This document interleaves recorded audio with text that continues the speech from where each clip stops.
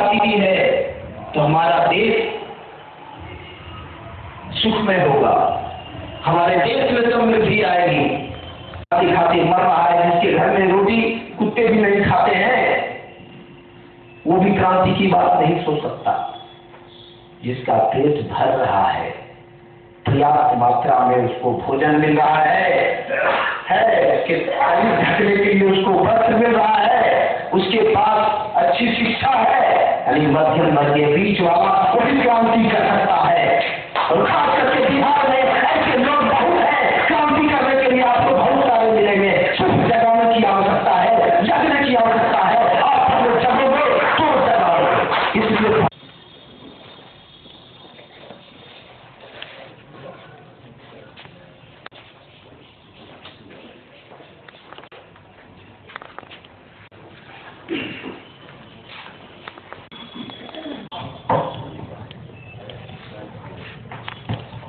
अपने सबके अभिनंदन करते आप स्वागत है। मेरे पूज्य सदगुरु जेल में है और मैं बाहर हूँ। मैं कैसा शिष्य हूँ कि मेरे रहते मेरे गुरु जेल चले गए। ये मन में हमेशा मेरा मन इससे विचलित रहता था। तो जब मेरे प्रिय अद्वितीय प्यार हमारे भाई आदरणीय आचार्य दिव्यानंद अवधूत का था, तो अभी हमारे कह देना कि किसी भी शुभ कार्य के लिए मेरा आशीर्वाद मांगने की जरूरत नहीं है। किसी शुभ कार्य के लिए मेरा आशीर्वाद मांगने की जरूरत नहीं है ना। लेकिन ये जरूर मेरे मन में है कि मैं दुराचारियों का शासन क्यों बर्दाश्त करूं। एक दुष्ट आदमी सज्जन पर राज करे, आपका क्या विचार होना चाहिए? ऐतिहासिक आवश्यकता है। सबसे पहली बात यह है का युक्ति संगत समाधान है, सदुत्तर है कि कैसे इन समस्याओं का समाधान संभव है। क्योंकि 15,000 वर्षों का मानव सभ्यता का इतिहास हमारे सामने है। हम इतिहास का, मानव सभ्यता के इतिहास का अगर काल देखें तो सबसे पुराना काल ऋग्वेद का है, जो 15,000 वर्ष पुराना है। तब से लेकर अब तक दो चीजों पर काफी काम हुआ, प्रयास किया गया, कम से कम काफी तंत्र के नाम से कहा जाता है। और बिल्कुल ये नहीं कि केवल अच्छा बनो, बढ़िया बनो, सब नहीं, कैसे बनोगे, क्यों बनोगे, कैसे बनोगे, उन्होंने पूरा विचार दिया और कहा कि अगर इस पर चलते हो तो तुम धार्मिक हो, तुम धर्म साधक हो। और नहीं है क्या उनका सपना नहीं है, उनकी इच्छा नहीं है कि मैं बढ़िया खाऊं, मैं भी खेलूं, मैं भी स्कूल जाऊं और पढ़ूं। जैसे और बच्चों में होती है, स्कूल जाते हैं, पढ़ते हैं, खिलौने से खेलते हैं, उस छोटे बच्चे में नहीं है जो गाड़ी में करके झाड़ू लगाता है। क्या उस लड़की में जो कि जा करके पैसे और नैतिक मूल्य को प्रतिष्ठित, सुप्रतिष्ठित करने की लड़ाई है या प्रयास है, संघर्ष है। इसीलिए ये संघर्ष कैसे सफलीभूत होगा। तो अगर केवल सरकार बनाने की लड़ाई होती तो काम कठिन नहीं था। उसमें बनी रहा है, जो बनाई रहे हैं सरकार, एक से एक लोगों ने बनाए हैं 70 सालों में। हर पार्टियों को, हर नेताओं को, जिनके मन में राजनीति में कुछ करने की, कुछ पाने की चाह थी, जनता ने मौका दिया, उनकी सरकारें बनी, वो मंत्री प्रधान, मुख्यमंत्री, प्रधानमंत्री सब बने। तब तक के प्रमुख विचार केवल चर्चा का विषय रहेगा, पुस्तकों का रहेगा या सेमिनार, सिंपोजियम, इसमें चलता रहेगा। लोग तालियां बजाएंगे, बहुत अच्छा, बहुत बढ़िया है, लेकिन व्यवहारिक धरातल पर नहीं आ सकता है। इस चूंकि व्यवस्था परिवर्तन की लड़ाई है, इसके लिए सत्ता जरूरी है। लेकिन सत्ता किसके हाथ में? नैतिकों के हाथ में।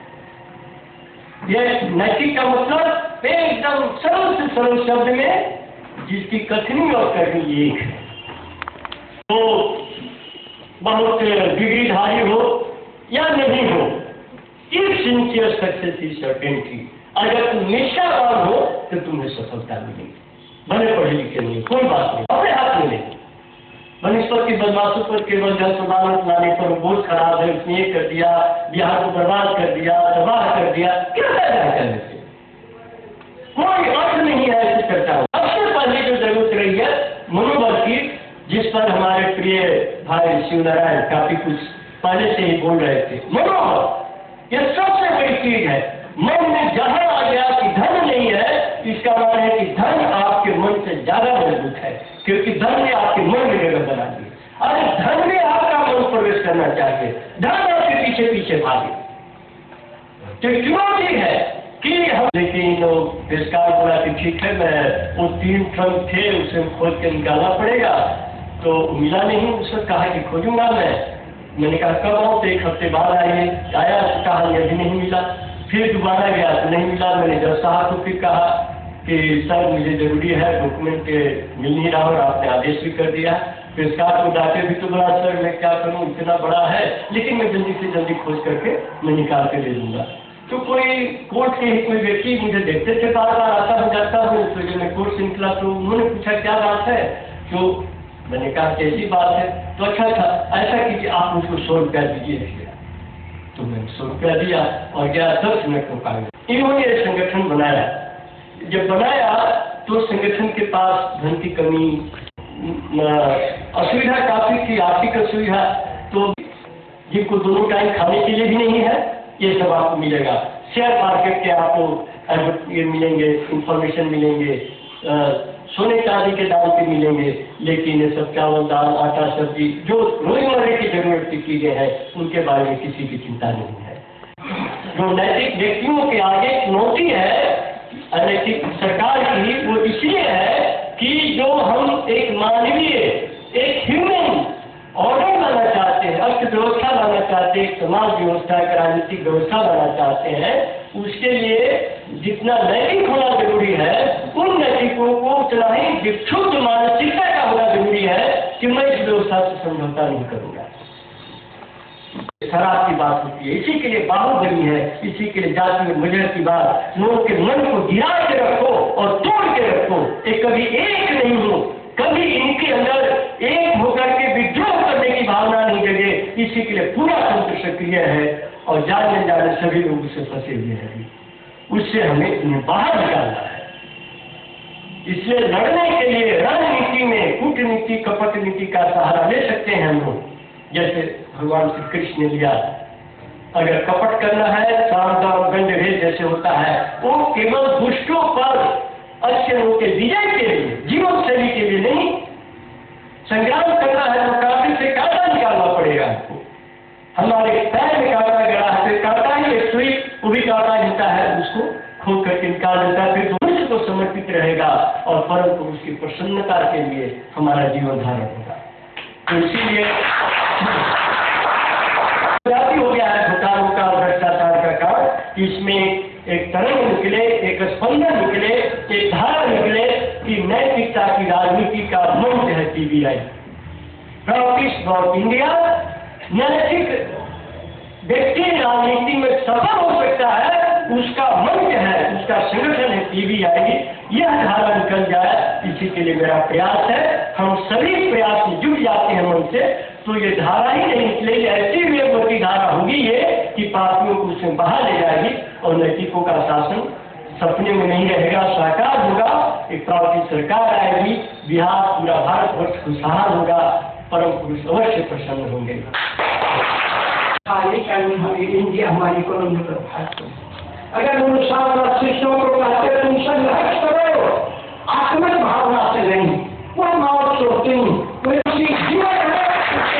जो है दुनिया का सबसे बेसी खतरनाक दर्शन है, पूंजीपतियों के लिए भी और भौतिकवादियों के लिए भी, मार्क्सवादियों के लिए भी, कम्युनिस्टों के लिए भी, और दोनों के मिल से। इसलिए अभी यह बहुत छोटी पार्टी है, सिंगिंग नेता है केवल प्रभात रंजन सरकार। अगर इनको अभी जेल में ही शांत कर दिया जाए तो यह विपदा पृथ्वी पर से हट जाएगी। इसी भावधारा के बढ़कर के डॉक्टर के द्वारा उनको जहर, उनका पाइल्स की बीमारी थी, उसके इलाज के क्रम में जेल के डॉक्टर आया और सरकार के इंस्टिगेशन पर उनको जहर दे दिया गया। खैर बहुत उनके शरीर में बहुत प्रतिक्रिया हुई, हल्का आँख की रोशनी कम हो गई, देह में कंपन आ गया, फेफड़ा ढंग से नहीं काम कर रहा था, माथा में बहुत भीषण दर्द, तो समझ गए है जो। तो हम लोग जब गए विपक्ष पर तो कुछ बहुत बड़े नेताओं से मिले, विश्व के नेताओं से मिले, हम ह्यूमन राइट्स के अंदर हमारे गुरुदेव को इतने बड़े थिंकर के, इतने बड़े मानववादी नेता की प्राण की रक्षा की है, संसारिकता के रूप से हम लोगों ने प्रवेश किया। तो उसमें अटल प्रसाद वाजपेयी बीजेपी के जो हमारे प्रधानमंत्री भी बन चुके हैं, एक मुसलमान इमाम बुखारी, दिल्ली के इमाम बुखारी, समर हुआ, फरवाद ब्लॉक के थे एमपी, और एक दो और नेता जिनका नाम अभी झांसी में मुझे स्मृति में नहीं आ रही है। तो उन लोगों का एक टीम आया और जेल में परमिशन लेके गवर्नमेंट से मिलने के, इसमें वाजपेयी जी सबके नेता थे, उन्होंने कहा बाबा को जाकर के शिष्टाचार के धर्मगुरु थे, ऐसा सीखने में लग रहा है। तब तो लेते इंदिरा सरकार का जो मकसद है, उद्देश्य है, वो पूरा हो गया। आप अपने आहार से उनको साथ दे रही है, प्रोटेक्ट कर रहे हैं आप। तो जाएगा कि life is not greater than ideology, आम चीज नहीं है। इस तर्क का जवाब सुनने के बाद वाजपेयी के पास प्रश्न पूछने की हिम्मत नहीं। फिर कहा सिर्फ मोरालिटी, नैतिकता की रक्षा करो।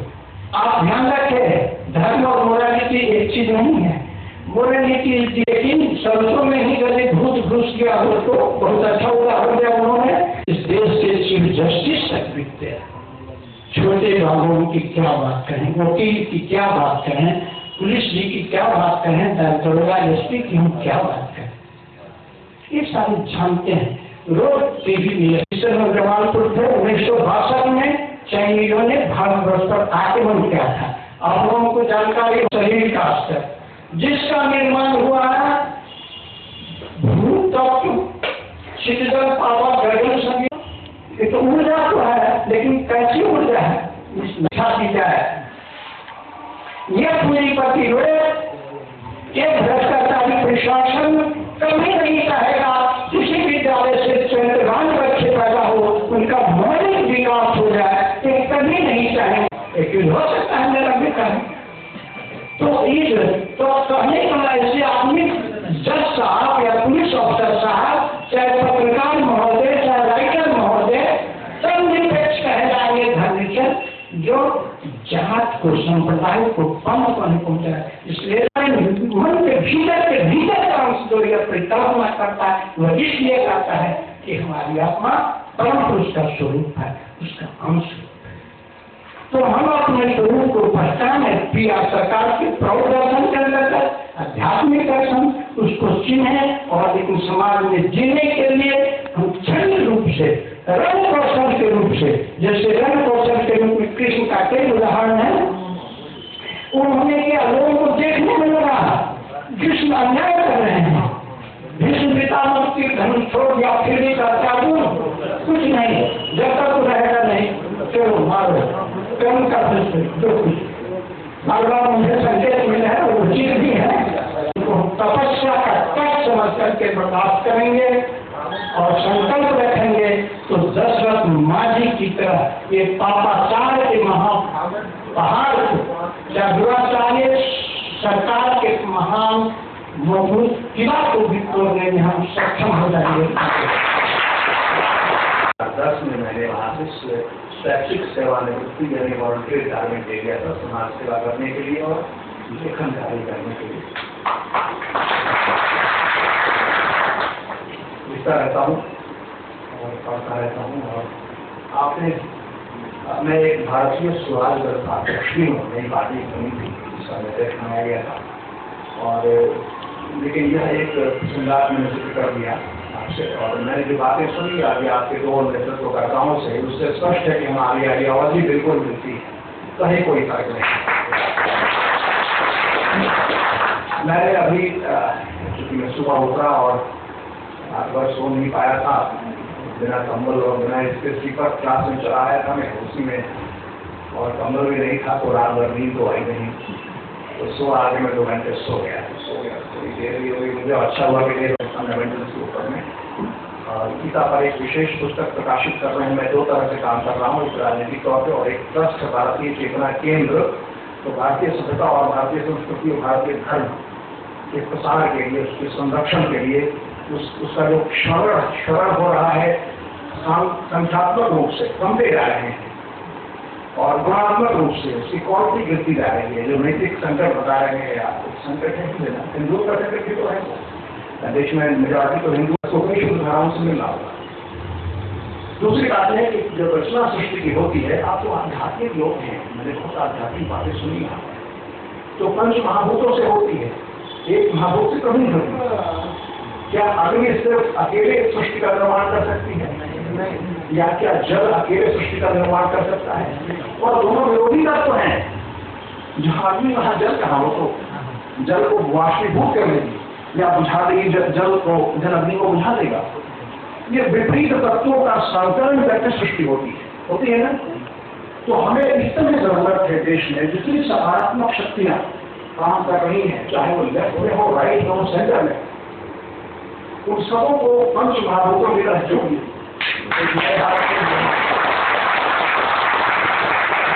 रामकृष्ण एक 7 लोगों से क्रांति हो जाएगी। आप 30 वर्षों से काम कर रहे हैं, कितने लोग हो, इसलिए इस पर पुनर्विचार करने की जरूरत है।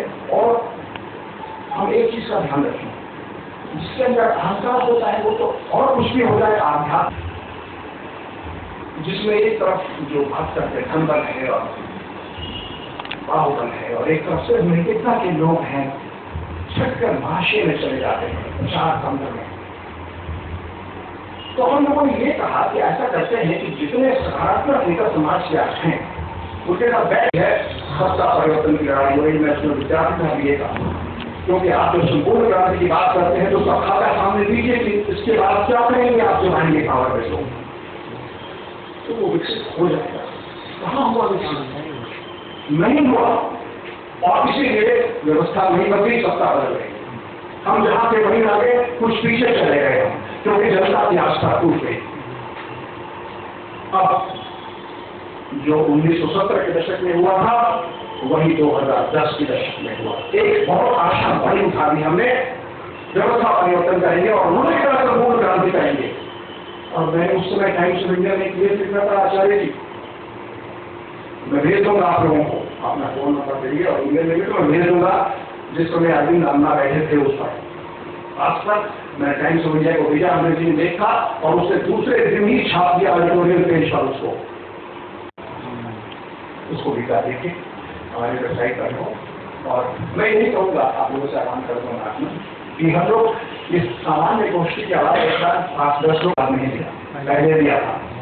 और गांधी ने जो विजन दिया वो सत्ता में आने के बाद नहीं, सत्ता में आने के पहले दिया। दुनिया में कोई भी क्रांति, कोई भी बड़ा बदलाव बिना एक आधारभूत सैद्धांतिक संरचना के नहीं हो सकता है। वो क्रांति तुरंत छिन्न भिन्न हो जाएगी, जैसे कि 74-77 में हुआ। तो पहले सामने रखिए कि हम शिक्षा व्यवस्था में क्या परिवर्तन करेंगे, हम इंडस्ट्रियल पॉलिसी में क्या परिवर्तन करेंगे, हम आर्थिक व्यवस्था में क्या परिवर्तन करेंगे। और इसको सिर्फ अपने तक न रखिए, तो प्रकाशित कीजिए ताकि लोग कमेंट करें और निर्भरता से कमेंट कर सकें क्या आपने गलत कहा। आपको अवसर दिए गलत काटने का, और सत्य सबसे बड़ा। There is a need for a spiritualization of politics in India, not only in India, everywhere. If you are a spiritual person, अगर आप एक आध्यात्मिक व्यक्ति हैं, आपकी आत्मा जागृत हो चुकी है, तो आप वो गंदे कार्य नहीं कर सकते जो ये लोग कर रहे हैं। मैंने कहा था कि चुनाव करके पंचायत जाएंगे 20-20 लाख 5 करोड़ रुपए वहां खर्च हो रहे हैं। बताएं आपको इंटरेस्ट नहीं दे रहा, क्योंकि सारा DRDA खर्च हो गया जिला परिषद में। अब अरबों रुपए DRDA नहीं करेंगे, MLA नहीं करेंगे, रहने दीजिए। तो जितना फायदा बनने में जिला परिषद का चेयरमैन होगा तो MLA कम MP बनने में नहीं रहेंगे। आपको नहीं कही जाती है वो, अपना अस्तित्व नहीं खो दिया, क्यों खोएंगे? जिस शिव की बात कर रहे हैं आप, शिवपुराण क्या कहता है? शिवपुराण जो मैंने पढ़ा, तो ब्रह्मा के मानस पुत्र हुए रुद्र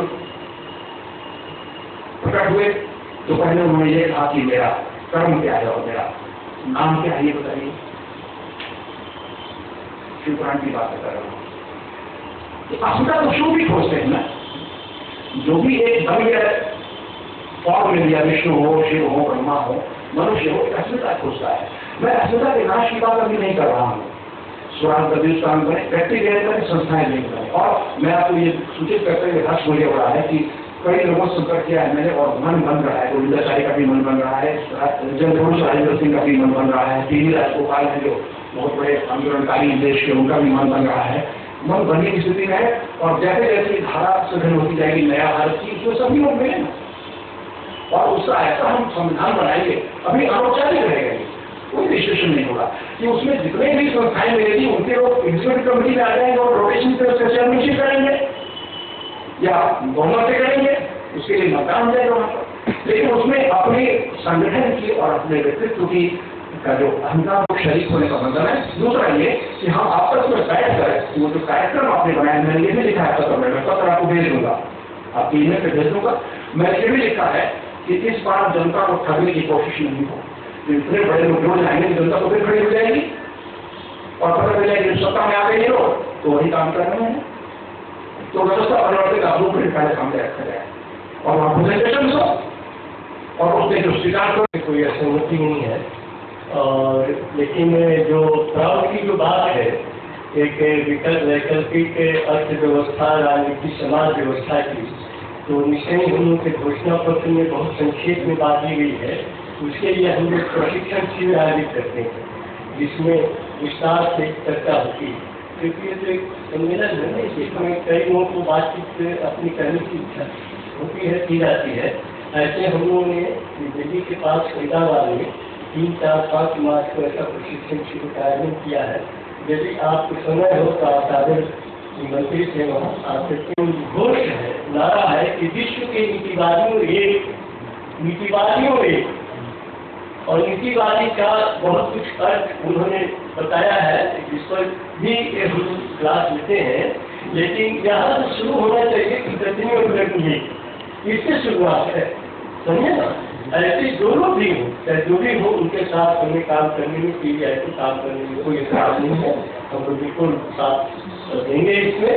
और नया भारत की जो उन्होंने कहा है, तो नया भारत बनने में मेरे आशीर्वाद मांगने की जरूरत है।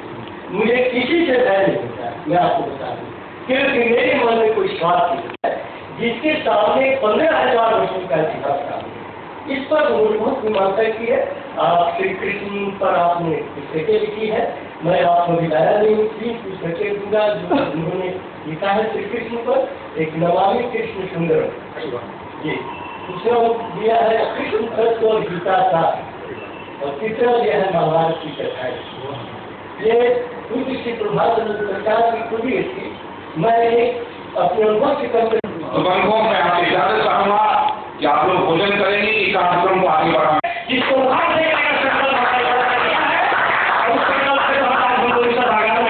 मीटिंग कर रहे हैं तो अपना समय दे पाएंगे, 2 पैसा डोनेट कर पाएंगे समाज के लिए, 2 रुपया करना हो भाड़ा ही डोनेट करना है। इसलिए हिम्मत नहीं है। जैसे जो आप पूर्व वक्ता हमारे मुख्य दिया है, फिर बोले हमारा एक काटा जाते हैं और उस पर ब्लेम करते हैं कि आप लोग बड़े पार्टियों का कवरेज देते हो, हमारा कवरेज नहीं देते हो। वो इस सरकार जवाब देता है कि बड़ा पार्टी का एक भी नेता हमसे करने मिलने नहीं आता है, हमारी मजबूरी होती है उनका कवरेज करे। अगर आपके पास काउंसिलर बंद होगा तो सारे चैनल के लोग आपके पीछे डायलॉग है। पत्रकार पूछता है माधुरी से कि माधुरी जनता के लिए कुछ क्या आप संदेश देना चाहते हैं, तो बोले कि मैं तो उनका देखूँ, मैं क्या संदेश दूंगा, लेकिन मैं इतना जरूर कहूंगा कि भगवान के भरोसे पर बैठे रहो, क्या पता भगवान तुम्हारे भरोसे बैठा हो। हो जाएगा। लेकिन हुआ क्या, आजादी के बाद राजनीति की जो परिभाषा बदल दी गई। आजादी से पहले राजनीति की परिभाषा यह थी कि जो लोग आजादी की लड़ाई में भाग लिए उनको नेता कहा गया, और आजादी के बाद राजनीति की परिभाषा यह हो गई कि जिनके पास पैसा, गोली बंदूक, जाति की संख्या अधिक है, वैसे लोगों को टिकट देकर के नेता बना दिया गया। पीवीआई देश के राजनीति की दशा और दिशा को बदलने के लिए आई है। भाइयों बहनों, ये पार्टी सिर्फ पुरुषों के लिए ही बना है। खुशी हो के भागे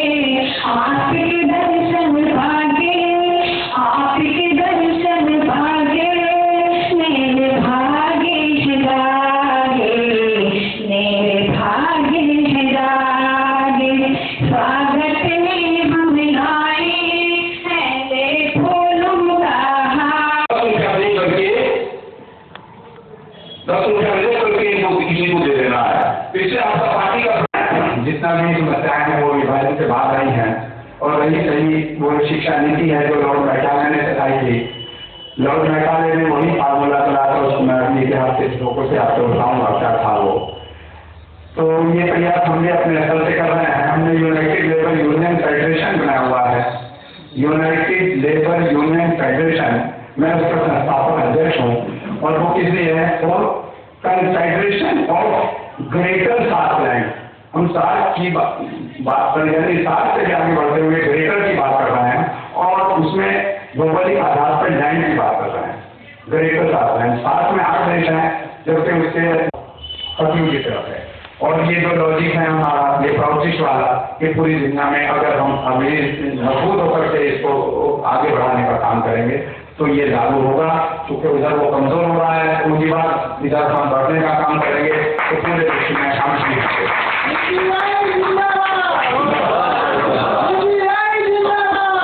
आ रहे हैं। मैं दोबारा से बता देता हूँ, जैनुल आबिदीन सिद्दीकी मेरा नाम। मोबाइल नंबर समेत मोबाइल नंबर 9457 धीरे धीरे 930 1090। विश्वास किया जाए, स्वयं धर्मी प्रबंध करने नेतृत्व का निर्माण किया जाए। तब हमने ये घोषणा किया है। तो आप सोच सकते हैं कि आप मेरे साथ और पार्टी के साथ क्या कर रहे हैं। हमारी बात को जाने दीजिए क्योंकि मैं पार्टी के लिए हूं। ये एक बहुत सोचने की बात है। आते हैं, देखिए नाम है process block India. Process block India चाहती है जब से धरती बनी है एक अच्छा समाज नहीं बनता, और समाज बना रहता तो भाई भाई का मर्डर नहीं होता, बाप बेटा मर्डर नहीं करता, बेटा बाप को करता है, बहन भाई करा देती है, रोड पर चलते हुए लोगों का मर्डर होता है। दुनिया में जितने प्रकार की प्रॉब्लम है, चाहे ईट पत्थर का प्रॉब्लम हो, चाहे जीव जंतु का प्रॉब्लम हो, चाहे पेड़ पौधा का प्रॉब्लम हो, या मानव का प्रॉब्लम हो, जितने भी प्रॉब्लम है ये प्रौध ही सॉल्व करता है, दूसरा कोई नहीं देता। और ये प्रौध आपको आध्यात्मिक देश पर आधारित, आज तक जैसे देश आजाद हुआ है अध्यात्म देश नहीं है। जो भी पार्टियां हैं आधार उसका आधार लेवल पर हम लोग किए हैं कि कैसे और डेवलप किया जाए, जल्दी जल्दी एक अच्छा समाज बन सके जो लोगों का कल्याण हो सके। आज खुशी मनाता कि उनकी आंखों को सके। आज तक ऐसा कभी नहीं हुआ कि जो एक दूसरे को दुख को अपना दुख समझे। हम लोग ऐसे हैं कि दूसरे को दुख अपना दुख समझते हैं, और दूसरे को दुख हम नहीं समझेंगे तब तक दूसरे संसार का कल्याण नहीं हो। पूरा ये विश्व लेवल की बात है, पूरा विश्व में सबके कल्याण की बात। ये प्रोसेस ब्लॉक इंडिया ये भारत में है और अदर कंट्री में जैसे प्रोसेस ब्लॉक इंडिया जापान हो जाएगा, प्रोसेस ब्लॉक जापान हो जाएगा, प्रोसेस ब्लॉक पाकिस्तान हो जाएगा। ये पूरा विश्व के लिए है, इसी से कल्याण होता है, दूसरा कोई उपाय नहीं है। इसके माध्यम से जुटे और जोड़ करके आने वाले हम तो सुखी हो गए हैं, आने वाली पीढ़ी भी सुखी होगी और मिनिमम रिक्वायरमेंट सबका पूरा होगा। जैसे भोजन, वस्त्र, शिक्षा, चिकित्सा, आवास, सभी का कल्याण होगा इससे और सभी को मिलेगा। और ये एक बूंद पानी को नहीं बना सकता है धरती पर, वही गॉड ही देते हैं। हम एक माध्यम है और सबका उसका मिनिमम रिक्वायरमेंट पूरा होगा और काम के माध्यम से, और काम सभी को 100% एम्प्लॉयमेंट मिलेगी। और ये सब भावना टीवी चैनल है। आज हम आपको राष्ट्रीय अध्यक्ष श्री अर्जुन नारायण चौधरी PVI से एक भेंट वार्ता हम आपको दिखाने जा रहे हैं। आइए देखते हैं सर। नमस्कार। अध्यक्ष हैं प्रोसेस ब्लॉक ऑफ इंडिया के। सर ये बताइए कि प्रोसेस ब्लॉक ऑफ इंडिया कौन सा काम करने जा रही है? आपकी बात ही सर, आप राष्ट्रीय अध्यक्ष है प्रोसेस ब्लॉक ऑफ इंडिया के। हाँ सर, ये बताया जाए कि और आप लेखक भी हैं, ये बताया जाए कि आपका जो ये thinking process block of India का अभी वर्तमान समय में कैसा चल रहा है सर? हम लोग बहुत विकासशील अवस्था से गुजर रहे हैं। हमारे दर्शन, हमारे सिद्धांत और कार्यक्रम को लोग बहुत ही पसंद कर रहे हैं। हम जहाँ जहाँ जाते हैं सुनने के लिए लोग बहुत इच्छुक हैं, फॉलोअर कम बन रहे हैं, लेकिन सुनते हैं लोग बहुत और मनन करते हैं। फिर फोन के द्वारा लोग बहुत सारे प्रश्न पूछते हैं। इन प्रश्नों की झड़ी को देख के हमें लगा कि ये आने वाला जो अभी के समय में आपका क्या कार्यक्रम होगा? जस्ट आने वाले सबसे पहले तो हम नैतिकता हम लोगों को कहना चाहते हैं, नैतिकवान मनुष्य ही समाज के दुख दर्द को दूर कर सकता है। जिसके ब्रेन में बहुत अधिक ज्ञान हो लेकिन सेवा करने की भावना नहीं हो, हृदय में गरीबों के प्रति दर्द नहीं हो, वो बात बना सकते हैं, बात बात में बात कर सकते हैं, लेकिन समाज का कल्याण नहीं कर सकते हैं। इसीलिए नैतिकता प्रचार, नैतिक राजनीतिक क्रांति हो, यह जो हमारी राजनीतिक क्रांति है वह जनजीवन में एक चेतना मात्र जगाई है, लेकिन गरीबी अपनी चरम सीमा पर आ गई है। अभी हम लोगों को बताया है कि अमीरी और गरीबी की खाई इतनी अधिक बढ़ गई है कि बहुसंख्यक लोग मनुष्य का जीवन कौन पशुओं के जीवन से नीचे कीट और पतंगों का जीवन जी रहे हैं। इसलिए जब तक इस देश में आर्थिक क्रांति नहीं होगी, लोगों को फुल एम्प्लॉयमेंट का सुयोग नहीं प्रदान किया जाएगा, उनकी मिनिमम आवश्यकताओं की आपूर्ति की व्यवस्था नहीं की जाएगी, जिसको हम आर्थिक क्रांति के नाम से पुकारते हैं, तब तक राजनीतिक क्रांति अधूरी है। राजनीतिक आज़ादी आर्थिक आज़ादी के अभाव में लंगड़ी भी है, अंधी भी है, गूंगी भी। आने वाले समय में आपका सीबीआई क्या करने जा रही है? आने वाले समय में सबसे पहले तो हम किसी को उद्योग का दर्जा देने की बात में हम लोगों को बता रहे हैं, क्योंकि हमारा देश कृषि प्रधान देश है कि उनको कृषि को उद्योग का दर्जा दिया जाए। उद्योग का दर्जा देने का अर्थ है कि जैसे प्रत्येक उद्योग का जो उत्पादन होता है उसका मूल्य निर्धारण वो उद्योगपति स्वयं करता है या अपने मैनेजमेंट के माध्यम से करता है, लेकिन कृषक लोग हमारे देश के इतना असंगठित है और इतनी अशिक्षा के गर्त में पड़े हुए हैं कि उनके जो दलाल होते हैं उन लोगों का खर्जंद से मिनिमम किया जाता है। बहुसंख्यक क्षेत्र में तो कृषकों को अपनी मूल पूंजी भी नहीं रिटर्न में मिलती है। इसीलिए कृषि दर्जा कहने का अर्थ है कि उसके मूल्य निर्धारण करने का अधिकार कृषकों को हो। दूसरी बात, वेतन उनके माल के व्यापार करने का अधिकार कृषकों की सहयोगी संस्थाओं के द्वारा ही हो। इसको हम मुस्लिम में कहेंगे आर्थिक क्रांति की शुरुआत कृषकों के स्तर से। जरा पहले आध्यात्मिक संस्था है जो मनुष्य की आध्यात्मिक जो भूख है, आध्यात्मिक जो सत्ता है आदमी का, उसकी अनुभूति योग साधना के द्वारा कराने की प्रक्रिया रखती है। लेकिन मनुष्य का जो आर्थिक जीवन का जो क्षेत्र है, जो मनुष्य की भौतिक समस्याओं, आज भौतिक समस्याओं और बौद्धिक समस्याओं का पतन हो रहा, ह्रास हो रहा है, उसको उठाने के लिए एक बहुत कई आनंद मार्ग से ओत विचारों से संबंधित कई किताबें आपने लिखी, तो आप अब तक कितनी किताबें लिख चुके हैं? आप अभी तक 8 किताबें मेरी प्रकाशित हो गई है, छोटी मोटी सारी मिलाकर, और सबका वही है जो मनुष्य के जीवन का 3 स्तर है, भौतिक, मानसिक और आध्यात्मिक। लेकिन ये तीनों अलग अलग नहीं, एक दूसरे पर उन्नयन का, और मानसिक उन्नयन जब होगा तो उनको आध्यात्मिक परम सत्ता की खोज की प्यास जगेगी और एक दूसरे को हेल्प करेगी। अगर आध्यात्मिक लोग हों तो निष्पक्ष ईमानदार कृषक भी होंगे, उद्योगपति भी बनेंगे। उद्योगपति कृषक बनने तो अधिक से मानसिक उन्नति से बढ़ेगी और मानसिक उन्नति के द्वारा उच्च सभ्यता और संस्कृति का विकास होगा। फिर उच्च सभ्यता संस्कृति के विकास संपूर्ण जीवन दर्शन में तीनों क्षेत्र को भौतिक, आदिभौतिक और आध्यात्मिक क्षेत्र को समन्वित करना होगा और एक साथ आगे बढ़ना होगा।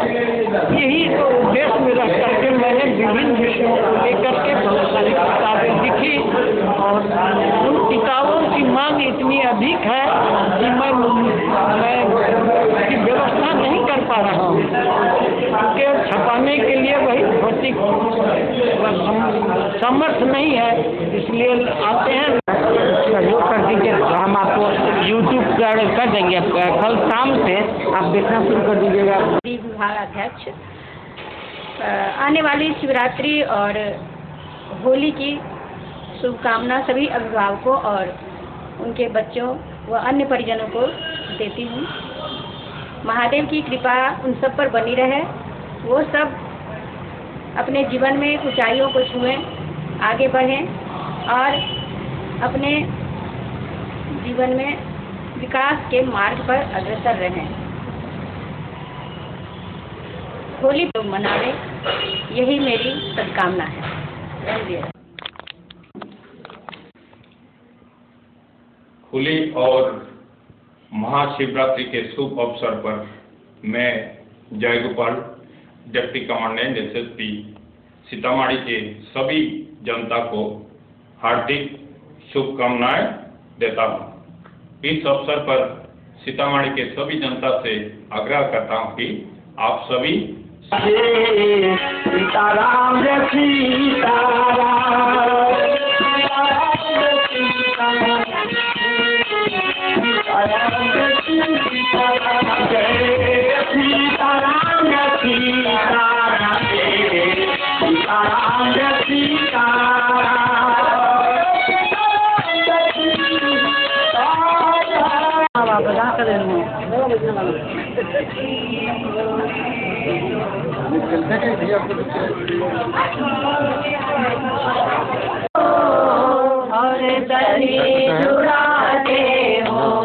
और एक रहस्य है, क्या है वो? तो शेष गणेश महेश दिनेश सुरेश जाहि निरंतर गावे, जाहि अनंत अखंड अखेद अभेद सुभेद सुभेद बतावे। नारद से पचिहार नारद से सुख व्यास रचे, पर हार कोई तुम्हें पार न पावे। और ताहि अहीर की छोहरिया छछिया भर छाछ पे नाच नचावे। कभी कभी माखन तुम खाते हो और दही चुराते हो, एक छाछ पे नाच तेरा गोपियों को लुभाते हैं।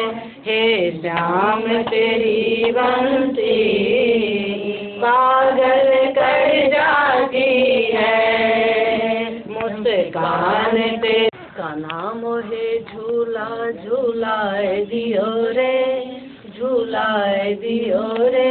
मेरे हाथों में मेहंदी लगी है, कान्हा मोहे झूला झूलाए दियो रे, झूलाए दियो रे।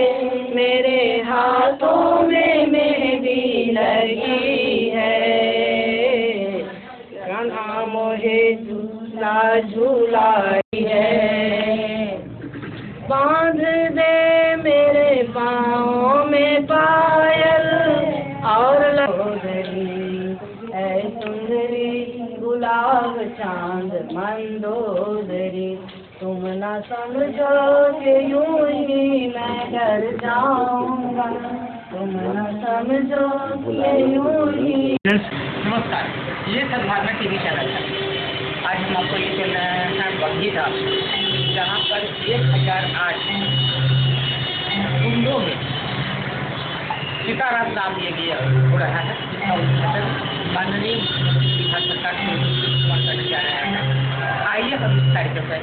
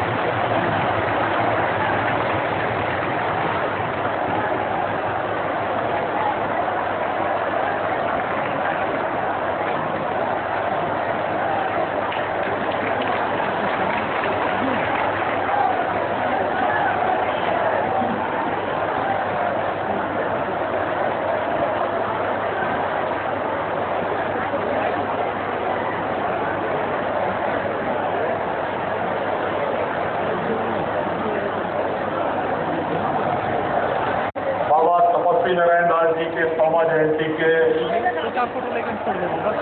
स्वर्णिम अवसर पर आयोजित इस यज्ञ के उद्घाटन करने आए हेतु बिहार के माननीय मुख्यमंत्री श्री परम आदरणीय श्री नीतीश कुमार जी, यहाँ उपस्थित पूरे देश से आए हुए परम आदरणीय सभी ऋषिवर,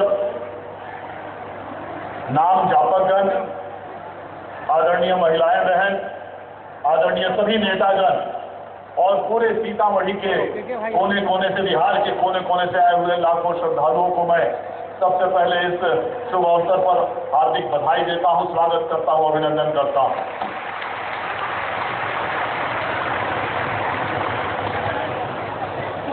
मैं सिर्फ 2 मिनट श्री नीतीश कुमार जी को, कि जब हम सभी लोग, अन्य सभी दल के नेता उनके पास गए और फिर बाबा के साथ हम लोग गए, यहाँ के कार्यक्रम के हेतु हमने प्रशासनिक सहायता की बात की। मैं समझता हूं कि जितना हम लोगों ने मांग किया, जितनी उम्मीद की, उससे 10 गुना ज्यादा देने को आदरणीय नीतीश कुमार ने 1 मिनट भी नहीं लगाया। इसके लिए हम उनको विशेष धन्यवाद देते हैं। सीतामढ़ी के पर्यटन चित्र पर एक तीर्थ स्थल बनकर उभरेगा, मुझे ऐसा पूरा विश्वास है। कभी जोगी के सामने राजा को नहीं पूजा गया, कभी त्यागी के सामने भोगी को नहीं पूजा गया। आज बाबा तपस्वी नारायण दास जी का पुण्य प्रताप है कि आज हम सब लोग यहाँ हैं और माननीय मुख्यमंत्री और पूरी बिहार सरकार इस बाबा के काम में लगा हुआ है। पूरी भगवान, आज पूरी दुनिया सीताराम सीताराम के नाम से पूजा करती। देश की क्या ताकत है, यज्ञ की क्या ताकत होती। और बाबा के संत, उनके पुण्यात्मा, उस पुण्यात्मा के पुण्य प्रताप की ताकत है कि आज लाखों लोग, इस 10 दिनों में 20 लाख आदमी उपेक्षित है यहाँ पर। 500 एकड़ में पूरा ये कार्यस्थल फैला हुआ है और किसी भी तरह की जो कठिनाई आई, मैं समझता हूं बाबा का पुण्य प्रताप है और बाबा के प्रताप से ही आदरणीय नीतीश जी ने आज इतना ज्यादा सहायता हम लोग को यहाँ दिया कि हम लोग उनके कायल हैं, हम लोग उनके एहसानमंद हैं। और मैं समझता हूं कि मां सीता की पवित्र धरती पर जो बाबा तपस्वी नारायण दास जी ने पूजा किया, सीताराम नाम जप किया, तो मां सीता की ये धरती भी मैं चाहता हूं, लाखों हमारे सीतामढ़ी के 50 लाख चाहते हैं कि मां सीता की धरती को हिंदुस्तान के पर्यटन, धार्मिक पर्यटन मानचित्र पर लाया जाए। और मैं जानता हूं कि इस तरह की जब तक होती रहेगी, निश्चित रूप से ये होगा और होकर रहेगा। मैं इससे ज्यादा कुछ नहीं चाहता। आप सभी लोगों को धन्यवाद देना चाहता हूं। अगर किसी को आने में यहाँ किसी तरह की कष्ट हुई या किसी को शांति मिल सके, इसलिए आज आभारी हूँ और आज प्रसन्न हूँ कि महाराज जी जो चाहते थे, आज पहली बार ऐसा हो रहा है कि माननीय मुख्यमंत्री जी एक महाराज जी के विचारधारा से उपस्थित हुए हैं और उनके द्वारा मैं महाराज जी सूक्ष्म रूप से यहाँ प्रकट होंगे, सूक्ष्म रूप से यहाँ होंगे। मैं उनसे प्रार्थना करूंगा इनको आगे और शक्ति दें ताकि राष्ट्र हमारा स्वस्थ हो सके, जो इन्होंने कार्य किया है। ये कार्य का मैं आभारी हूँ।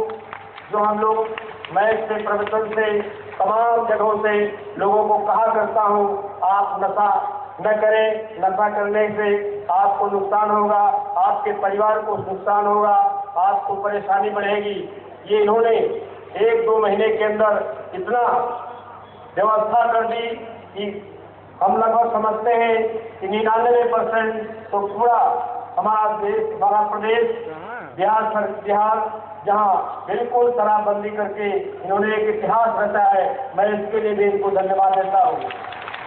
ऐसे हमारे मुख्यमंत्री महोदय और शक्ति दे, हमारे गुरुदेव भगवान इनको और शक्ति दे, ताकि आगे अग्रसर होकर के राष्ट्र का विकास कर सके। यही मैं इनके लिए धन्यवाद देता हूँ। जय श्री राम। मैं आह्लादित हूँ इस बात से, जगत जननी माँ जानकी जी की पावन धरती पे एक से ऐतिहासिक कार्य हुए हैं, महायज्ञ हुए हैं। इस मिथिला की पावन धरती पर जब जगत जननी माँ जानकी ने ऐसे सपूत को लेकर के आएगी जिनके लिए सब बराबर का भाग्य सरकार जी ने पूरे मिथिला क्षेत्र बिहार के साथ साथ पूरे देश में सबको प्रेम किया। और आज उन महान पुरुष का जन्म शताब्दी महोत्सव है, 100वां जन्मदिन है। उस संत तो उस शरीर नहीं है, चले गए, परंतु उनकी आत्मा, उनकी ऊर्जा, उनकी शक्ति, उनका आशीर्वाद, उनकी कृपा मैं एहसास करता हूँ। और मेरे सभी गुरु भाई, मेरे सभी भक्त, कि जब भी याद करता हूँ, परेशानी में पड़ता हूँ, मेरे बाबा मेरे साथ होते हैं और मेरी समस्याओं को ठीक करते हैं। जो सहयोग किया, 2 महीने में दोनों सड़कों का निर्माण कदापि संभव नहीं होता है। हम सभी लोगों को बताना चाहेंगे कि जब प्रथम बार श्री देवेश चंद्र ठाकुर जी विधान पार्षद, श्री सीताराम बाबू, श्री नवल किशोर राय जी, श्री सुनील कुशवाहा जी, श्री पूर्णा सिंह जी, श्रीमती क्या नाम है विधायिका जी का, नगीना देवी जी, श्री रंजू गीता जी, सूर्यदेव राय जी, हमारे जनपद के जितने भी, मैं सबका नाम अभी नहीं ले पा रहा हूं, जो भी बैठे हैं मेरे सामने, सभी लोगों ने आग्रह किया और सब दल के लोग हैं। एक संत ऐसा जहां सब दल एक साथ खड़े होकर के माननीय मुख्यमंत्री जी को आग्रह किया और बिना विलंब किए इन्होंने सारी बात को स्वीकार कर लिया, सब कुछ। हमारे बहुत वरिष्ठ नेता हैं जनपद के श्री रामचंद्र पूर्वे जी, डॉक्टर श्री रामचंद्र पूर्वे जी, उनसे कई बार वार्ता हुई। इनका जो स्वभाव है माननीय मुख्यमंत्री महोदय जी का, दोबारा जब हम मिलने गए तो मैं सही बताऊं अभिभूत हो गया। आधे घंटे तक जो विषय हमने रखा, प्रधान सचिवों को स्वयं कॉल करके बताया, यहाँ तक कि हवन में अग्नि प्रज्वलित होती है, आप उसका ध्यान रखिए, नाम जापकों को पीने के पानी में समस्या ना हो। इन्होंने सड़क बनवा दिया, लाइट की सारी व्यवस्था ठीक कर दिया, मतलब जितनी भी व्यवस्था हो सकती है आपने कुछ छोड़ा नहीं। मैं धन्यवाद आपको देता हूँ हृदय से, सभी नाम जापकों की तरफ से, जिला जितने उत्तर बिहार में है सबकी तरफ से। मेरे पास फिलहाल बहुत शब्द नहीं है और समय की भी कमी है, क्योंकि बहुत सारे कार्यक्रम हैं हमारे मुखिया के पास। मैं इसलिए भी मैं पूरे बिहार वासियों की तरफ से, आप सभी नाम जापकों की तरफ से और पूरे हिंदुस्तान से जो मेरे सीताराम परिवार के लोग आए हैं, आपको धन्यवाद ज्ञापित करता हूँ। नाम से जाना जाएगा और दुनिया जानेगी। बगही धाम हमारे माननीय मुख्यमंत्री जी का आगमन, सारा कार्य, पर्यटन स्थल बिहार का, मैं आग्रह करूंगा कि बगही धाम को पर्यटन स्थल के श्रेणी में आज आप ला गए, बड़ी महान आपकी कृपा होगी और हमारे जितने मिथिला के लोग हैं, बिहार के लोग हैं, सब आभारी आपके रहेंगे पूरे जीवन भर। क्योंकि श्री नवल किशोर राय जी जब एमपी थे देख रहे हैं, तब हम कोई ऐसा आज तक नहीं किया। इस मिथिला की धरती से मैं समझता हूं, और मेरे गुरुदेव भगवान जी परम पूज्य ब्रह्मलीन तपस्वी नारायण दास जी महाराज के हृदय से मैं समझता हूं कि माननीय मुख्यमंत्री जी का लगाव है। भले यहाँ पर नहीं आए थे, लेकिन नवल जी ने आग्रह किया, इन्होंने आदेश कर दिया और हाथ बन गया। सब लोग उतरते हैं यहाँ पर, सब लोग खुश रहते हैं और उसका उपयोग करते हैं। कई काम आपने किया है, मैं कितना कहूं। अंत में सभी नामजातकों के, सभी जनप्रतिनिधियों के, जिनका मैं नाम ना भी ले पाया हूं, उन सभी जनप्रतिनिधियों की तरफ से, भाइयों के, बहनों के, माताओं के, बुजुर्गों के, बच्चों की तरफ से आपको बार बार कृतज्ञता ज्ञापित करता हूं। और अब मैं आग्रह करूंगा माननीय मुख्यमंत्री महोदय से कि आप अपने उद्गार को अपने शब्दों में अपार जन सैलाब और लाखों लोग सब सड़कों पर जहां तहां खड़े हैं, सुरक्षा के दृष्टिकोण से वो जहां तहां है, सब लोग आपकी वाणी को सुनने के लिए आतुर हैं। आप आकर के अपना उद्बोधन दें, हमारे जनता को सुनाएं और जनता को सुनने के लिए आतुर हैं। माननीय सदस्य श्री देवेश चंद्र ठाकुर जी,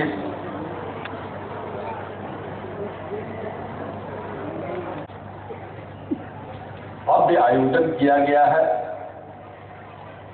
इसके लिए भी मैं सभी आयोजकों को अपनी तरफ से बधाई देता हूं। जब इस आयोजन की जानकारी मुझे दी गई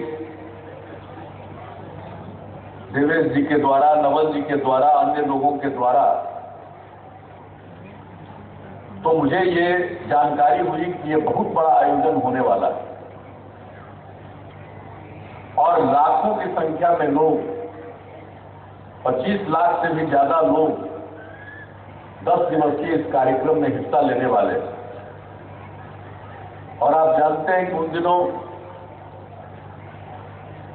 उसके प्रकाश पर्व होने वाला था। वह सरकार का कर्तव्य है, यह हमारा धर्म है।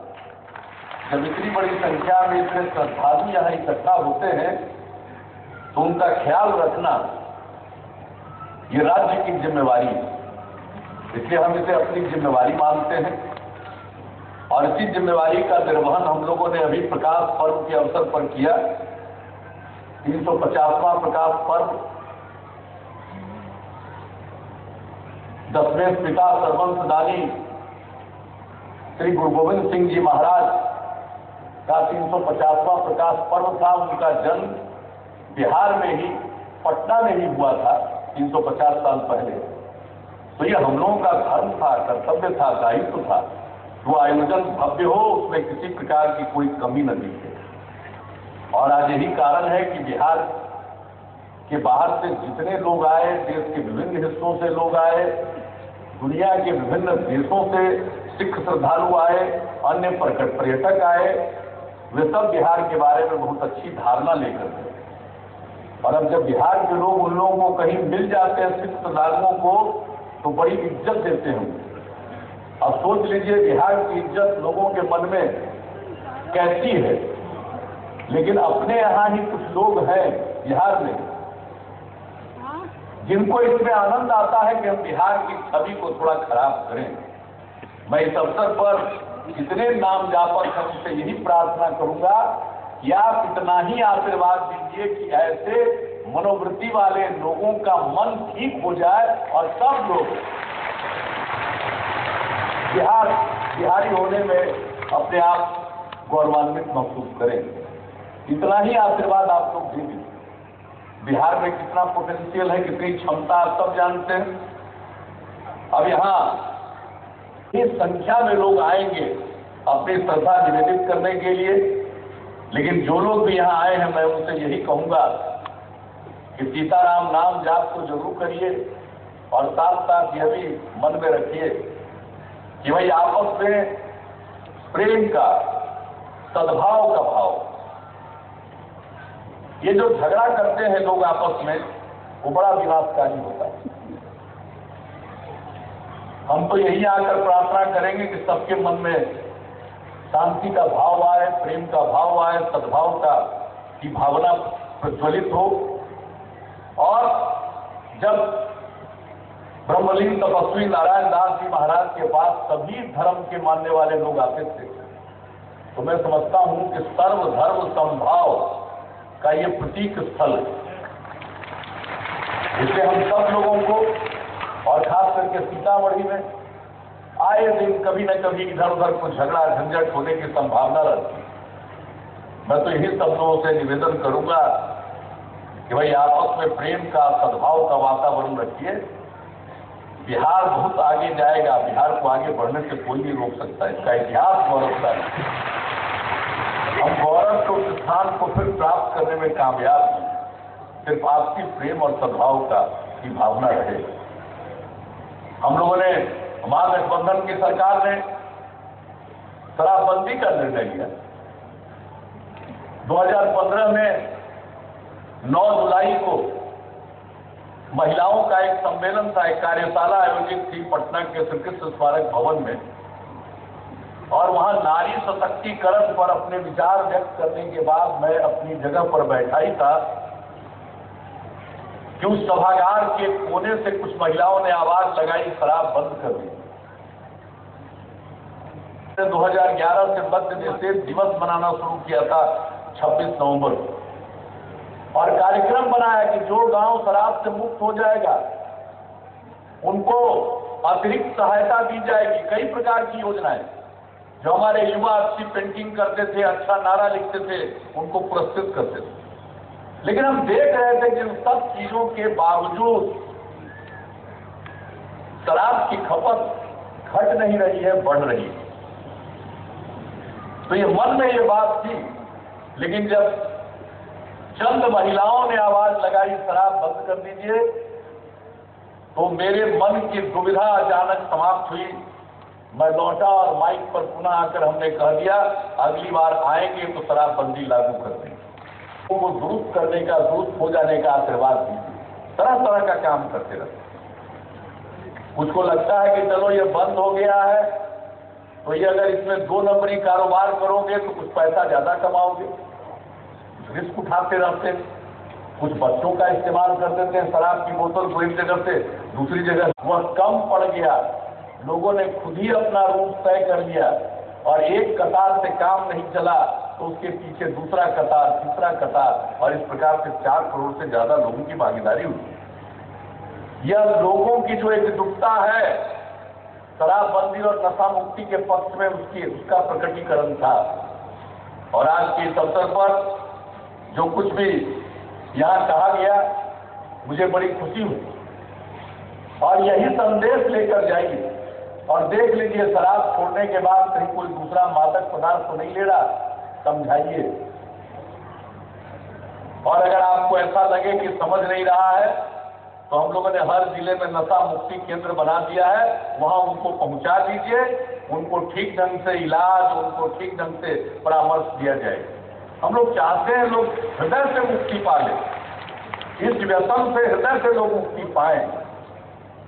और जिस दिन समाज ने हृदय से, व्यसन से मुक्ति पा ली, समाज को आगे बढ़ने से दुनिया की कोई ताकत नहीं रोक सकती।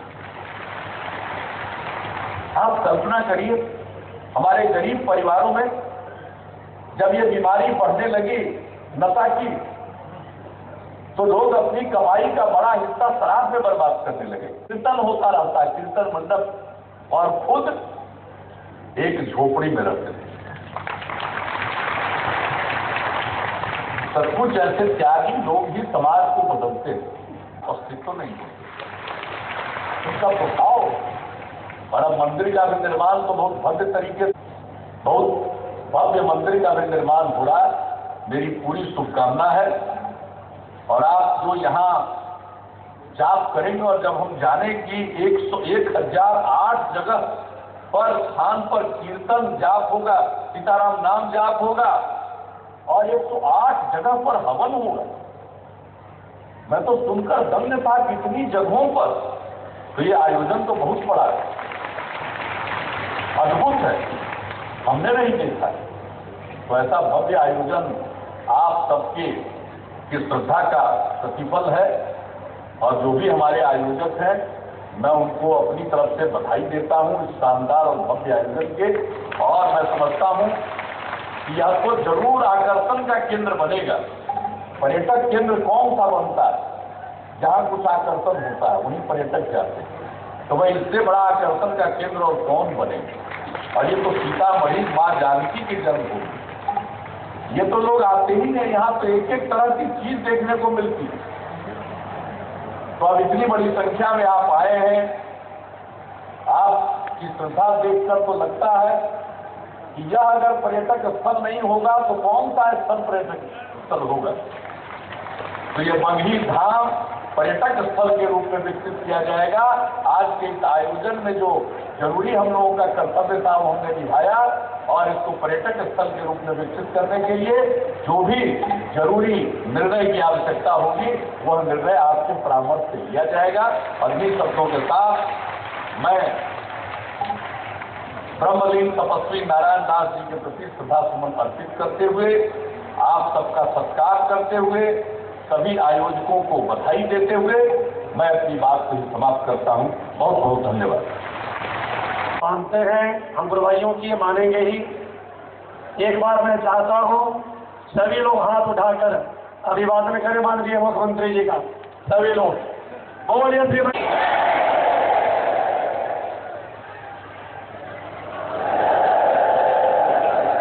अंत में आपने कहा कि जब पर्यटन स्थल ये नहीं होगा तो और कौन होगा?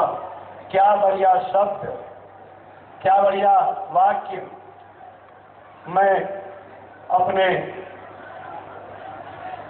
व्यवस्था के दौरान, उद्बोधन के दौरान कुछ बातों को, जैसे डॉक्टर श्री अर्जुन राय जी पूर्व एमपी, जिन्होंने एक व्यवस्था बनाई, कई लोग लगे, उसमें स्वयं लगे थे, और अभी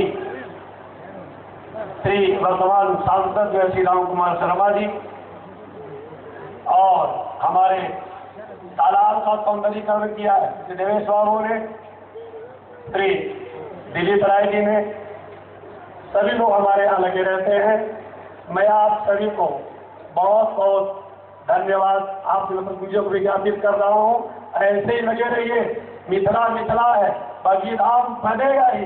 जब माननीय मुख्यमंत्री महोदय जी ने कहा है तो बचा है। अब हम सभी लोग बैठे रहे शांति से, केवल 2 मिनट का पूजन है। गेट पर नाम संकीर्तन वहां से आरंभ होगा, और फिर केवल 5 मिनट और नाम जापक बंद हो। आप सभी लोग को ही बैठना है अभी केवल 15 मिनट। बोलो, बैठोगे है ना? बोलिए बगी सरकार की। माँ बहन भाई बुजुर्ग बच्चे कोई यहाँ से उठेंगे नहीं, हमारा यही अनुशासन है कि हम उठे नहीं।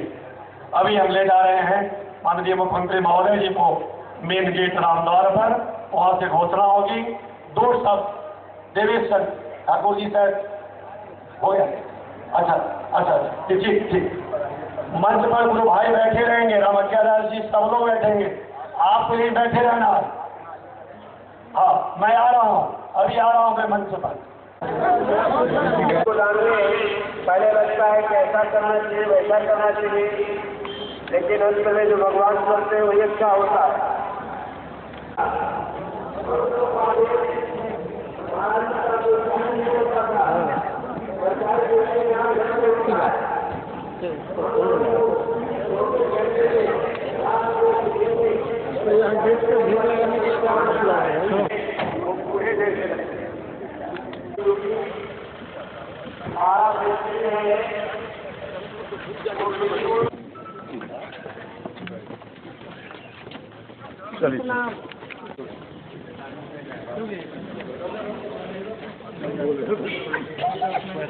गाड़ी में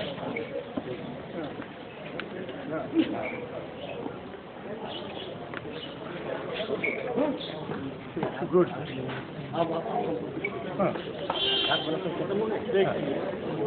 देखिए आइए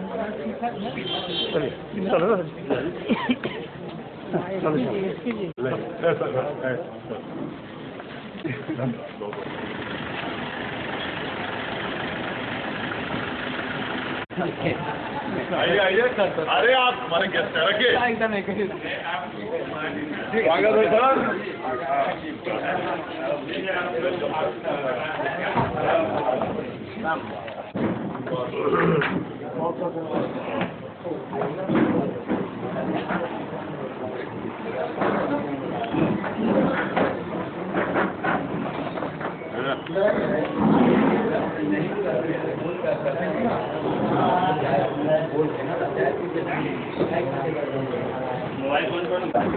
मुझको मिली, साथ ही साथ आमंत्रण मिला।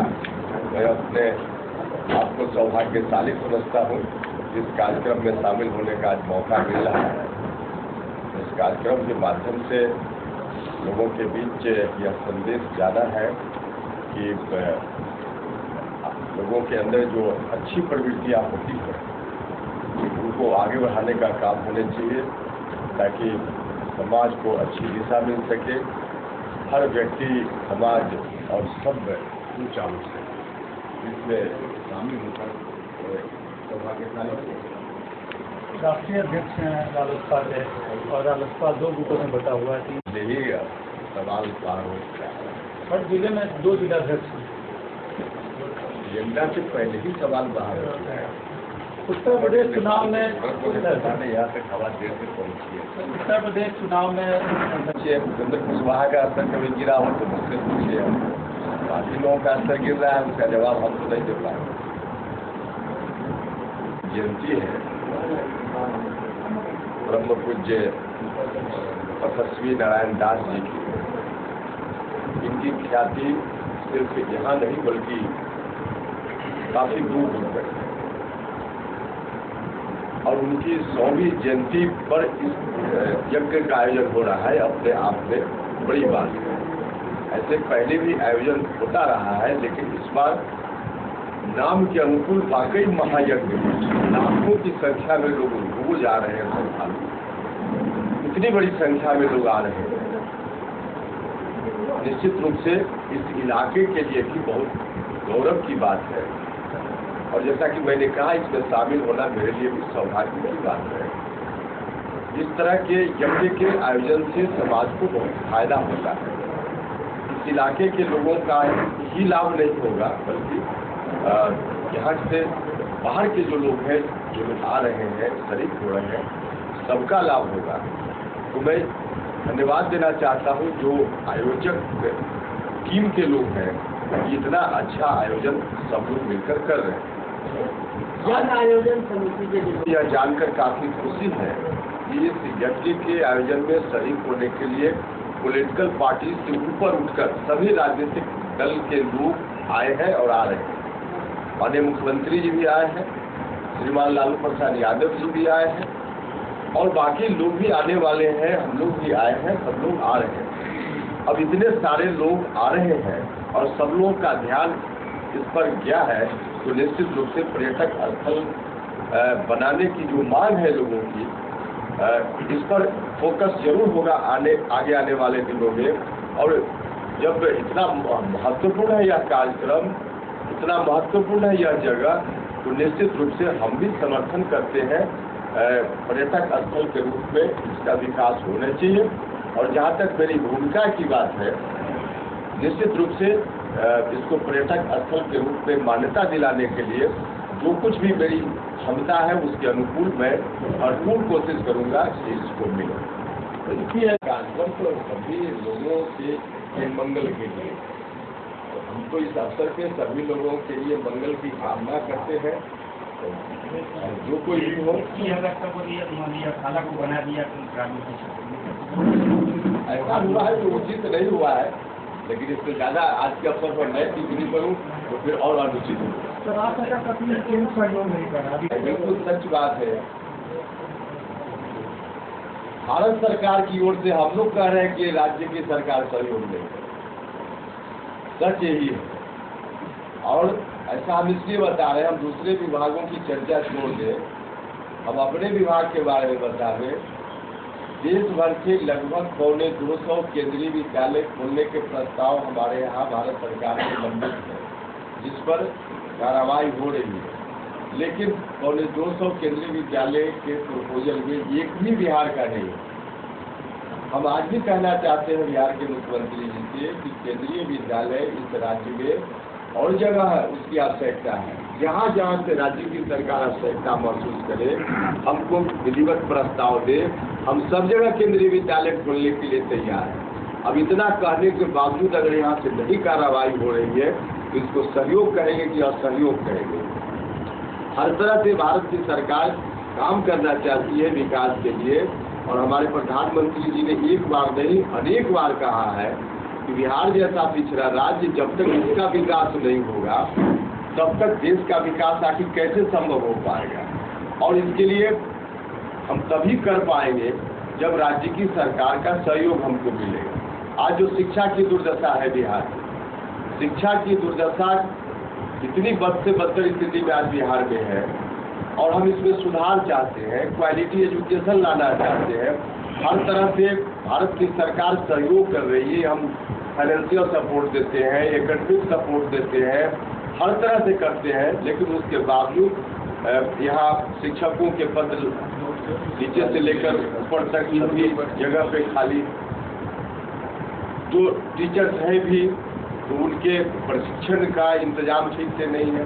नतीजा है कि शिक्षा की व्यवस्था दिनानुदिन गिरती जा रही है। राज्य सरकार के चाहने के बावजूद पैसा भारत सरकार दे रही है, उसके बाद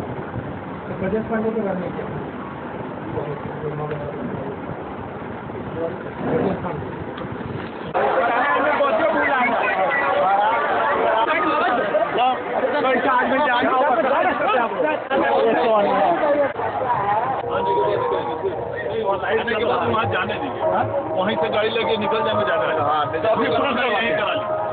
अच्छा जी ठीक जल्दी ला दीजिए। बहुत बढ़िया फोटो आए।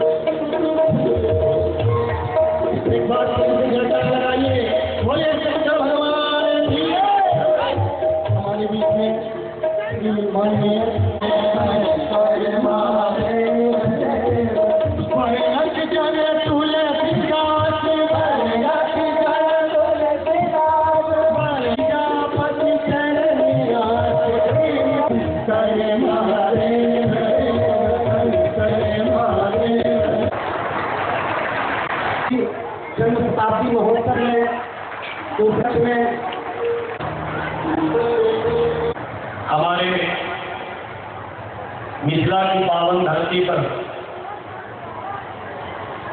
सीतामढ़ी जनपद के रणजीतपुर पंचायत की बरही धाम में आयोजित श्री सीताराम नाम जप महायज्ञ में आज बरही धाम पर इस सभा स्थल में मंच पर माननीय राष्ट्रीय लोक समता पार्टी के राष्ट्रीय अध्यक्ष केंद्रीय मानव संसाधन विकास मंत्री सम्माननीय श्री उपेंद्र कुशवाहा जी विराजमान है। हम सभी आपका बहुत बहुत बहुत हार्दिक स्वागत करते हैं। लोक भावना, लोक श्रद्धा, जनविश्वास और आस्था का प्रतीक है। इसमें आपने हमारा एवं जनपद के जनप्रतिनिधियों का आमंत्रण स्वीकार किया, इसलिए हम फिर से आपका हार्दिक स्वागत करते हैं। हम समझते हैं, अभी चर्चा हो रही थी हमारे सभा में,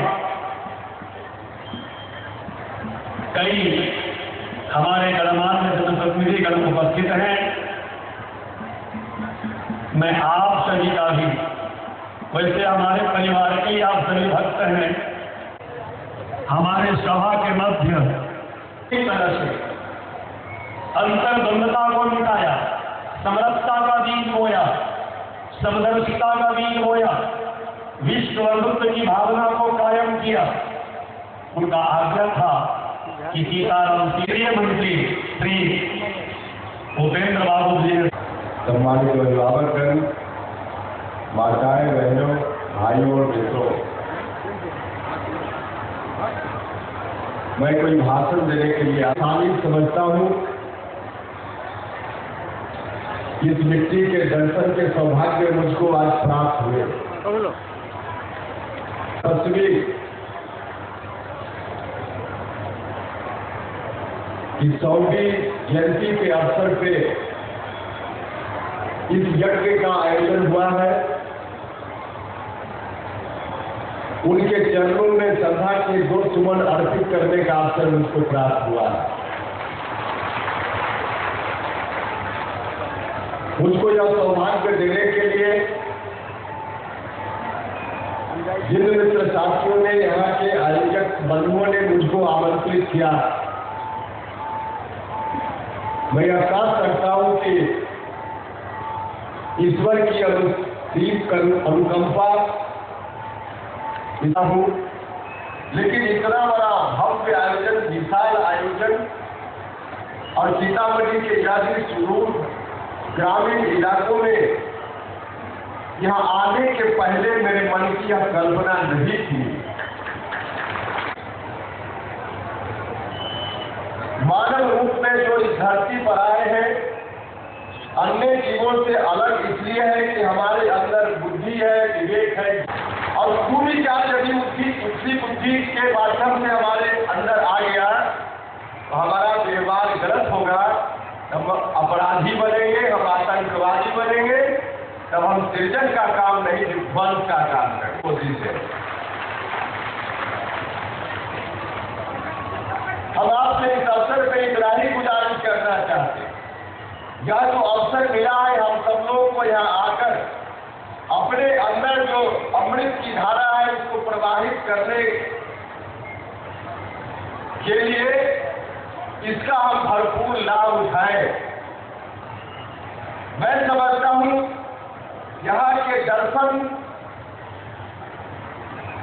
से यही सबसे बड़ा लाभ हमें मिल सकता है।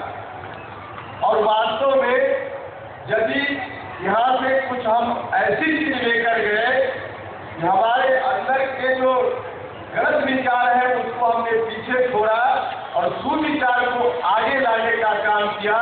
नारायण स्वामी जी के चरणों में सर झुकाता हूँ और अपने लिए भी आशीर्वाद चाहता हूँ कि मुझको भी आशीर्वाद इस तरह का प्राप्त हो, ताकि भूल से भी कोई गलती मुझसे न हो जाए जिसके कारण किसी और को कष्ट हो। ऐसी ताकत मुझको निरंतर मिले ताकि लोगों की सेवा में हमेशा मेरी तत्परता बनी रहे। आप सब लोगों ने बुलाया, इसके लिए मैं बहुत बहुत धन्यवाद करता हूँ। और मेरी यह भी कामना है अंत में कि आगे के वर्षों में जब कार्यक्रम हो तो मेरे ऊपर जरूर फिर कृपा की जाएगी, ताकि यहाँ आने का सौभाग्य मुझको आगे भी मिलता रहे। बहुत बहुत धन्यवाद। हम आज के समय बिहार के सबसे बड़ा धाम बन के उभर गया है। तपस्वी नारायण दास जी की जो तपस्या है आज रंग लाते हुए दिखाई दे रही है और पूरे बिहार के साथ नेपाल और बाबा तपस्वी नारायण दास को जानने वाले देश के जितने भी श्रद्धालु हैं पूरे देश से बगी धाम की ओर प्रस्थान कर गए हैं और लगता है जैसे कुंभ जैसा दृश्य खड़ा हो गया है। यह सीतामढ़ी के लिए सौभाग्य का विषय है कि माँ जानकी ने ऐसे सपूत को पैदा किया जो आज सीताराम का जाप इस देश में और दुनिया में बगी धाम के माध्यम से स्थापित हो रहा है और हम लोग यहाँ के वासी हैं। ये हम लोग के लिए सौभाग्य का विषय है।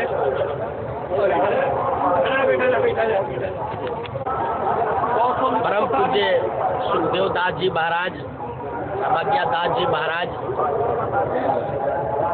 इस विचारधारा को और सीताराम नाम जप को जो तपस्वी नारायण दास जी का जो सोच था उसको पूरे दुनिया में प्रसारित करने और फैलाने में बहुत तेजी से सफल होते जा रहे हैं और इस जग के माध्यम से मुझे लगता है दुनिया के लगभग 200 देशों में इलेक्ट्रॉनिक मीडिया के माध्यम से और देश में तो विभिन्न तरह के मीडिया और लोगों की उपस्थिति के माध्यम से करोड़ों लोगों के बीच में सीताराम नाम महायज्ञ का फैलाव इस बगी धाम से शुरू हुआ है और इसके लिए इनका भी चूंकि जन्म इसी धरती पर हुआ है तो हम लोग सौभाग्यशाली है जहाँ सुखदेव दास जी जैसे संत और सुखदेव दास जी जैसे ज्ञानी पुरुष का इस धरती पर जन्म हुआ और हम लोग यहाँ पर काम करते हैं। यहाँ के बाद से हम लोग के लिए सौभाग्य का विषय है।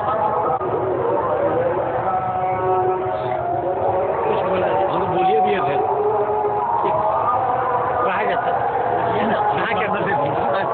बाद में जो कहा बोलना नहीं बोलिए।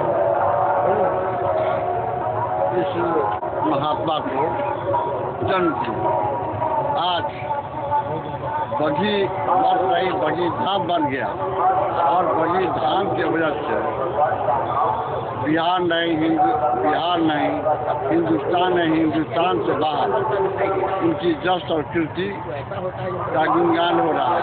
आज जो ये जग शुरू हो रहा है इस जग से सारे हिंदुस्तान और हिंदुस्तान के बाहर महात्मा तपस्वी नारायण दास के प्रताप की वजह से ये सब हो रहा है। आने वाले दिन में भी ये जो मठ और जो जग हो रहा है इसकी ख्याति हिंदुस्तान नहीं वर्ल्ड में फैल जाएगा। इलेक्ट्रॉनिक मीडिया से इसकी खबर सब जगह जा रही है और इसके लिए खास करके तपस्वी नारायण दास के जिस सुखदेव दास जी और महाराज अमज्ञा दास के भी मैं अपना आभार प्रकट करता हूँ। उन्होंने तपस्वी नारायण दास की कीर्ति और जस को फैलाने के लिए देश और दुनिया में काम कर रहे हैं। आज बगी धाम के इस पावन धरती पर सबसे पहले हमारे परम पूज्य परमलीन तपस्वी नारायण दास जी के चरणों में सभा सुमन अर्पित करता हूँ। साथ ही बहुत ही सौभाग्य की बात है सीतामढ़ी जिले वासियों के लिए कि ऐसे महान पुरुष जिनमें ईश्वर स्वयं वास करते थे उन्होंने इस जगह पे अपना एक मनुष्य के रूप में अवतारित हुए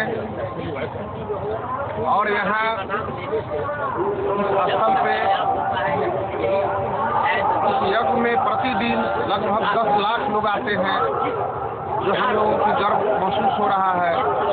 और आशीर्वाद लेकर धन्य हो रहे हैं। पूरे देश नहीं, दुनिया में बगही धाम का चर्चाएं हो रही है। हम लोग सभी लोगों के लिए, अपने पूरे जिले वासियों के लिए, सभी लोगों के खासकर जो भी संत समाज के लोग हैं, उन लोगों से मैं जिले वासियों की सुख शांति के लिए प्रार्थना करता हूँ। धन्यवाद। श्री नारायण दास जी महाराज के जन्म शताब्दी महोत्सव में जो 17 चलेगा, ये विश्व कल्याण के लिए जो बाबा आधार रखे थे, उस आधार को उनके दो संचालक सुखदेव जी महाराज, रमैया दास जी महाराज पूरी तरह अपने कंधों पर रखकर ये जिला ही नहीं, पूरे देश में, देश का उन्होंने देश से बाहर भी विश्व में अपना कदम रखवाए सीताराम नाम का। और जो यहाँ यज्ञ चल रहा है, निरंतर अपार भीड़, जो श्रद्धालु, जो सुचिंतक, बाबा के मानने वाले, तपस्वी नारायण दास जी के चरणों में जिनका विश्वास, अटल विश्वास है, वो इस जग में विश्व शांति के लिए दोनों बाबा द्वारा कराया जा रहा है, वो अपने आप में अद्वितीय कायम हो रहा है। क्योंकि जो भीड़ बढ़ रही है, जो श्रद्धा लोगों के बीच में बाबा के प्रति जग रहा है, ऐसा लग रहा है कि तपस्वी नारायण दास जी का जो महाराज का जन्मस्थली सीतामढ़ी है, वो भवन है, तपोभूमि है, जहाँ से ऐसा संत निकले और वो अपना विचार को पूरे विश्व में रखने के लिए अपने दो संत के साथ भेजे। और आज वही जो महा जग का आयोजन सीतामढ़ी में हुआ, वो फलीभूत हो रहा है। आज 5वां दिन है, 5 दिन बाकी है, लेकिन अभी से ही इतनी अपार भीड़ आम जनता में बाबा के प्रति आस्था के तहत आने लगा है। ऐसा लगता है कि बाबा भगवान के रूप में हम लोग की धरती पे जन्म लिए हैं और उनको गुरुदेव भगवान कहा भी जाना शुरू हो गया है। इसलिए हम तमाम जिला वासियों को बाबा के नगरी में आके जो चरण स्पर्श यहाँ किए, उनको बाबा की ओर से धन्यवाद देता हूँ, आशीर्वाद दिलाता हूँ कि बाबा इस जिला को, विश्व को शांति बनाए रखे। लाल बाबू यादव विश्व के कोने कोने से आए हुए परम पूज्य तपस्वी नारायण दास जी महाराज के विश्व कल्याण श्री सीताराम नाम यज्ञ में आने वाले तमाम श्रद्धालुओं का सीतामढ़ी जिला निवासी कोटि कोटि नमन करते हुए उनके चरणों में मैं हार्दिक अभिनंदन करता हूँ। आज इस जिला के सभी मार्ग अवरुद्ध हो चुके हैं। जो सरकार, बड़े सरकार की सोच थी कि विश्व कल्याण हम यज्ञ करें, आज विश्व के सभी लोग विभिन्न मार्गों से यहाँ पहुँच रहे हैं। मैं सीतामढ़ी निवासी उनका अभिनंदन करते हुए सीतामढ़ी बगीराम यज्ञशाला में उनका अभिनंदन करते हैं, न्योता देते हैं कि सब यहाँ पहुँचकर इस यज्ञ में शरीक हो। जय श्री सीताराम। हो गया बोल दिए हो तो लेना लीजिए जो बोले बैठेंगे कल्याण के लिए बाबा तपस्वी नारायण दास महान संत के 100वें जयंती के अवसर पर भारत के सबसे बड़ा महायज्ञ संपन्न हो रहा है। सभी भक्तों को धन्यवाद और बधाई आपके माध्यम से मैं देता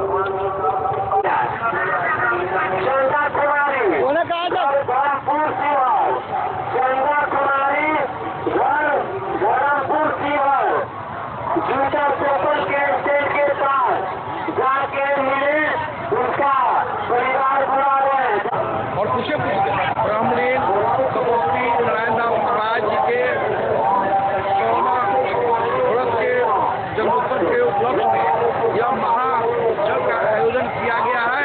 यह बहुत अच्छे तरीका से सफल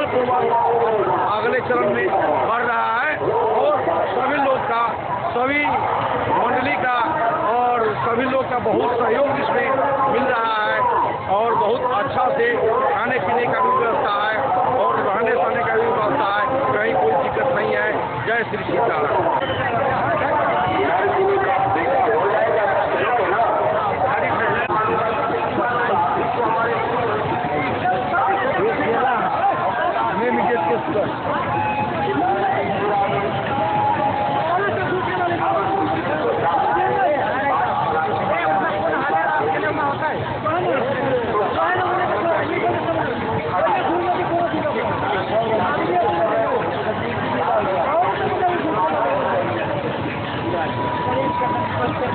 ये बताइए कि आप यहाँ पर कब से आए हुए हैं? कब से आए हुए हैं? क्या करते हैं? कहाँ से आए हैं? सीतामढ़ी कहाँ से? यहाँ कुछ मिलता है भी है क्या? यहाँ कुछ मिलता भी है क्या?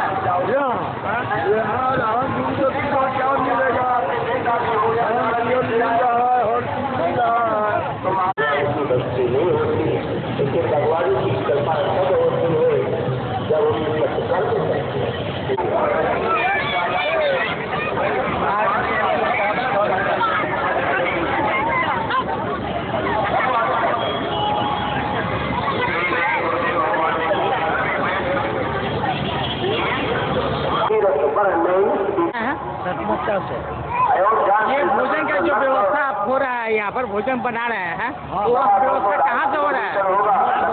मठ से, बघी मठ से।